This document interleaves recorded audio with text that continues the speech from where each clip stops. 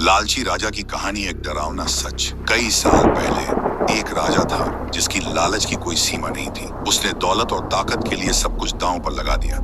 लेकिन एक दिन उसने ऐसा पाप किया जिसका श्राप उसकी आत्मा को भी चैन नहीं लेने देगा। अंधेरी रातों में उसके किले से अब भी चीखें सुनाई देती हैं। क्या तुम इस भयावह राज को जानने की हिम्मत रखते हो? तो चलिए आगे बढ़ते हैं। पहला भाग, राजा वीरसेन और लालच।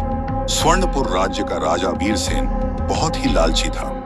महल में हीरे मोती सोना सब कुछ था, फिर भी उसकी आंखों में एक ही सपना था, मुझे इतना सोना चाहिए कि मैं खुद भी सोने का बन जाऊं।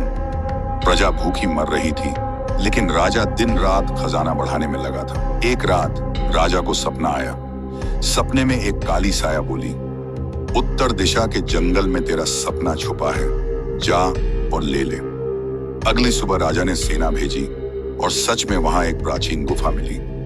गुफा के अंदर एक विशाल तिजोरी थी जिसमें ढेरों खूनी लालच से भरा सोना था। लेकिन वहां दीवार पर लिखा था, जो इसे छुएगा उसका लालच उसकी कब्र बनेगा। राजा ने हंसकर कहा, मैं ही इस राज्य का भाग्य हूं, और उसने खजाने को महल में मंगवा लिया। रात के 12 बजे महल में अचानक तेज हवाएं चलने लगी, दीवारें कांपने लगी। खजाने से निकलकर एक काली परछाई महल में फैल गई। प्रजा की आंखों में डर भर गया। राजा के बिस्तर के पास एक औरत की आवाज आई, लालच की कीमत चुकाने तैयार हो जा। राजा ने जैसे ही मुड़कर देखा, एक बिना सिर वाली काली दुल्हन सामने खड़ी थी, जिसके हाथों में सोने की जंजीरें थीं। राजा का शरीर धीरे धीरे सोने में बदलने लगा। पहले उसका हाथ, फिर चेहरा, फिर पूरा शरीर धीरे धीरे सोने की मूर्ति में बदलता गया। सारी रात महल में प्रेतों का तांडव चलता रहा। चीखें, हंसी और डरावनी आवाजें गूंजती रहीं। सुबह होते ही राजा का पूरा महल सोने का बन चुका था, पर हर सोने पर खून के छींटे थे। आज भी श्रापित है महल। लोग कहते हैं कि हर अमावस्या की रात राजा की आत्मा सोने की मूर्ति से बाहर निकलती है और चीखती है, मुझे बचा लो, मैं लालच से बर्बाद हो गया। अब वो महल खूनी हवेली कहलाता है, जहां कोई भी जाता है फिर लौट कर नहीं आता। सीख, लालच चाहे राजा का हो या आम आदमी का, अंत विनाश ही है।